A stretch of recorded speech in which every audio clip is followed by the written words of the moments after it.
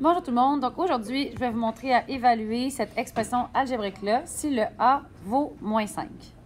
Donc ce qu'on va aller faire, c'est qu'on va aller remplacer le A ici par moins 5, puis ensuite on va aller faire le calcul, puis on va trouver la réponse. Donc premièrement, ce que je vais faire, c'est que je vais aller remplacer le A qui est ici par moins 5. Je vais le mettre entre parenthèses le moins 5 parce qu'ici, ils veulent que toute la valeur du A soit à la 2.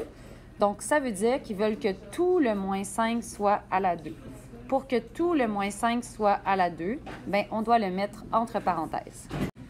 Donc, comme vous voyez ici, ce qu'on voit, c'est que le A à la 2, il va aller affecter le moins et le 5, donc tout le moins 5, parce qu'on l'a mis entre parenthèses. Donc maintenant, on va aller faire le calcul. Je vais y aller une section à la fois. Donc ici, moins 5 exposant 2, bien, ça fait moins 5 fois moins 5, donc ça va nous donner 25. Après ça, ici, l'exposant 2, il est seulement sur le numérateur. Il n'est pas sur le dénominateur, sinon il y aurait eu des parenthèses comme ici. Ça veut dire que la seule chose qui est à la 2, c'est le 1. Donc, 1 fois 1, ça reste 1. Donc, ça veut dire que ce qu'on garde ici, c'est moins 1 tiers.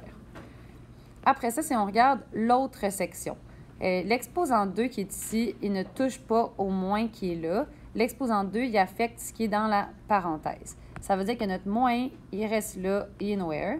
Après ça, ton exposant 2 va affecter ce qui est ici. Fait que ce qui est écrit là, c'est comme s'il était écrit moins une demi fois moins une demi. Et ça, moins une demi fois moins une demi, bien, ça fait un quart.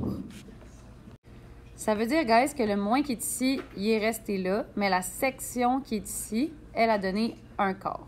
J'aurais pu enlever la parenthèse parce que c'est vrai qu'elle ne sert plus vraiment à rien. Maintenant que c'est fait, on doit tout rassembler. Donc, on doit tout mettre sous le même dénominateur. On va tout mettre sur 12. Donc, ici, ton 25, il est sur 1. Puis tu veux qu'il soit sur 12. Fait que tu fais x 12 en bas, x 12 en haut.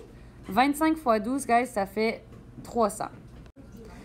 Ensuite, ben, le 1 tiers sur 12, j'ai fait x 4 en bas. Donc, je dois faire x 4 en haut. Ça fait moins 4 douzièmes.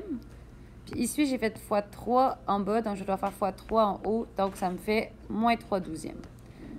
Donc, si on fait le calcul, on a 300 douzièmes, mais on en perd 4.